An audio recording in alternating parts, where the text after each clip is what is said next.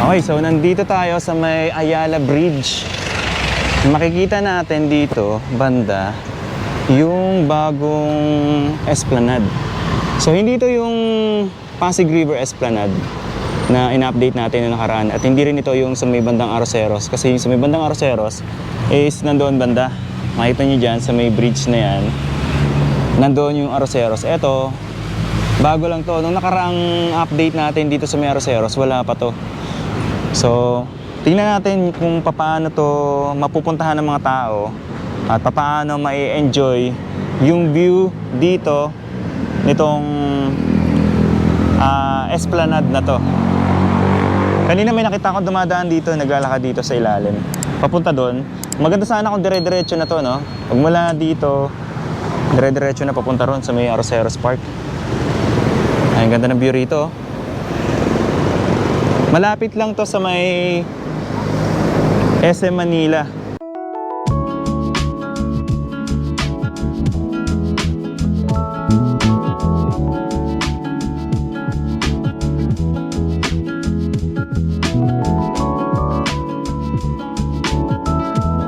Hinahanap ko kung paano ako makakapunta ron sa Esplanade. Yung daan dito sa may ilalim ng tulay, hindi ko makita kung paano ako makakarating doon. Kasi pumunta ako dito, wala akong madaanan. Baka siguro hanggang dyan lang yan, dead end lang yan. Pero subukan nating dumaan dito banda sa may bandang Arroceros. So nandito na ako ngayon sa may SM Manila. At pupuntahan ko etong Arroceros Park. Baka doon ko makita yung daan papunta doon sa bagong view deck. Malamang karugtong na to ng Arroceros or Pasig River Esplanade dito sa may Arroceros.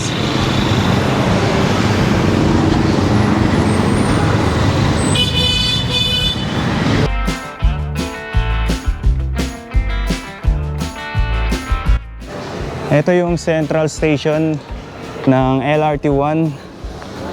Dati akong madalas na sumasakay dito nung pumapasok pa ako sa work.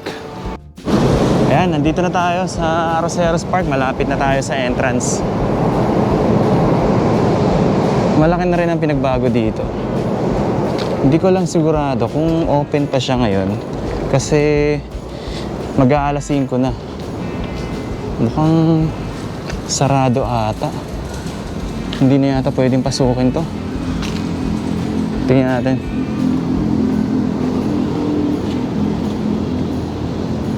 Kasi ang entrance dito eh.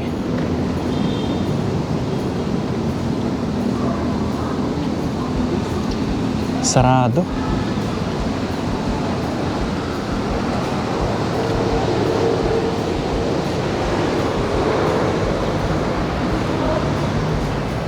Ito yung Loton. Sarado. Pwede pa pumasok dyan, sir? Close na. Hanggang anong oras lang to? 5 p.m. sir, 8 a.m. to 5 p.m. Okay, hindi na ako umabot. Close na po sir kasi may bagging operation po. Pag 5 p.m. Sige sir, thank you. Okay, close na pala. Kasi alas 5 na. Sayang.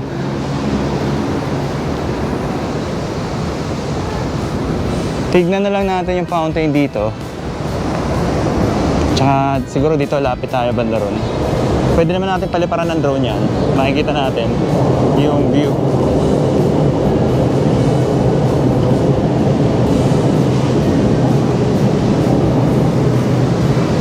Ayan, yung fountain dito.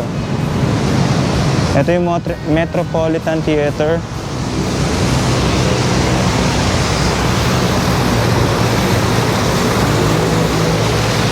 So, nandito na tayo sa may bandang Quezon Bridge. Sayang na hapon na tayo nakalabas at hindi natin napasok itong Arroceros Park ngayon. Yan yung loob ng Arroceros Park.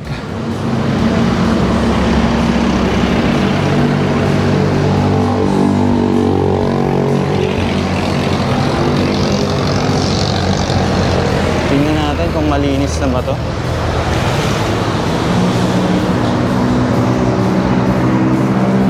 Ito paano? Luminis naman siya ng konti. So dito banda yun, yung esplanade na nakita natin. Mahaba na siya actually. Ayan, sarado na. At abot na pala yun hanggang dun. Sayang hindi natin nakita. Kung madadaanan ba yan, magmula dito, dire-diretso, papunta ron sa may Ayala Bridge. Ito nga pala yung banda rito, yung tulay na ginagawa. Patawid dito sa may Quinta Market. Dito, magmula Quinta Market, patawid dito sa may Loton.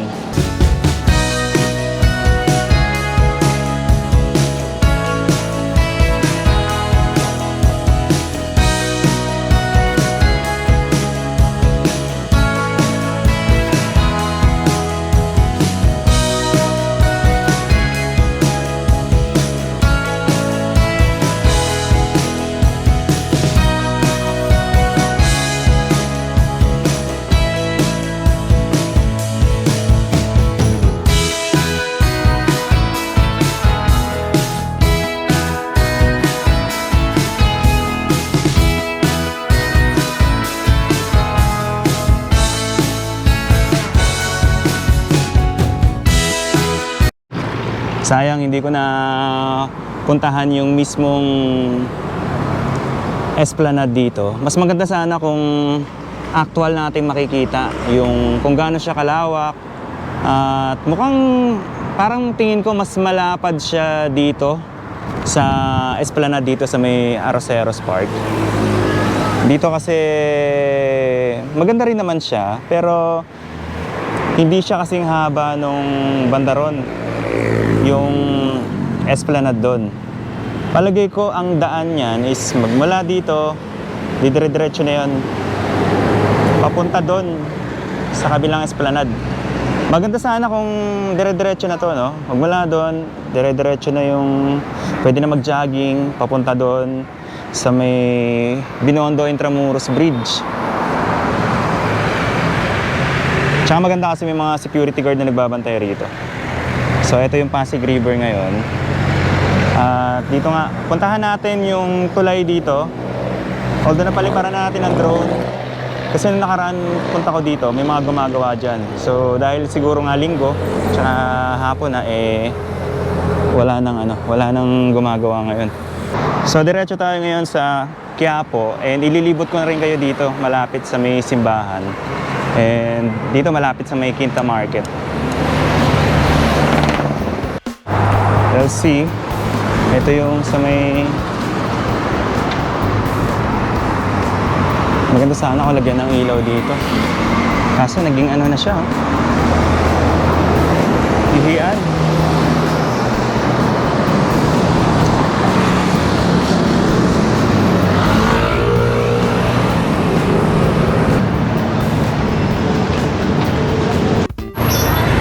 Malapit na tayo sa may Quiapo Church.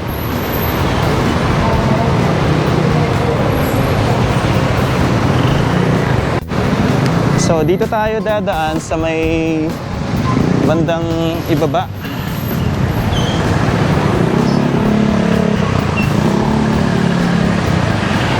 Madadaanan natin yung sa mga native products banda rito. Pupuntahan natin yung Quinta Market.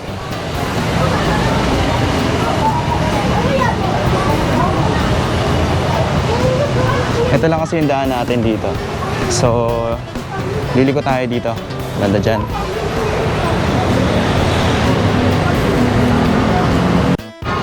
Alright, ito na. Makikita na natin yung mga native products dito. Dito tayo galing kanina sa taas. Dito tayo dumaan. Tapos, ito yung mga mabibili nyo. Mga basket. Yan, mga iba't ibang product na native. Meron din dito mga kapis. Ito mga ano. Sa chest. Ito ano na oh. May mga parol na oh. Mga ano. Christmas decoration.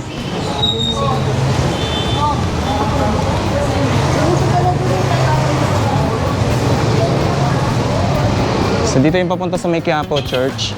Ito yung Quinta Market and Fishport. Maraming naka-park na sasakyan dito.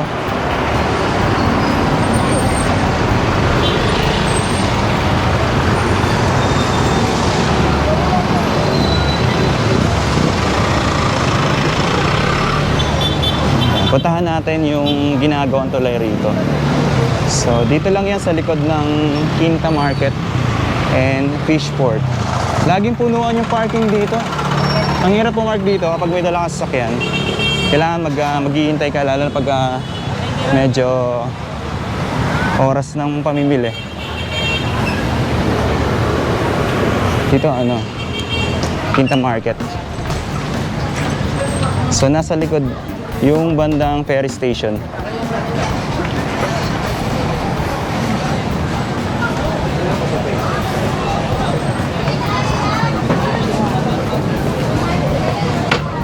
Lakarin natin dito. Ito. Sa may Quinta Station. Dito sa Pasig River Ferry Station. Ito mas malapit na yung tawiran ng tao. Yung magagaling sa may Quinta Market, mga dire-diretso na yung So parang na to, overpass.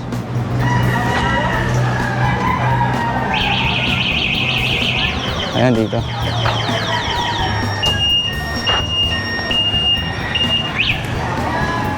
Ay, hindi ko masilip. Teka. Ayan, okay.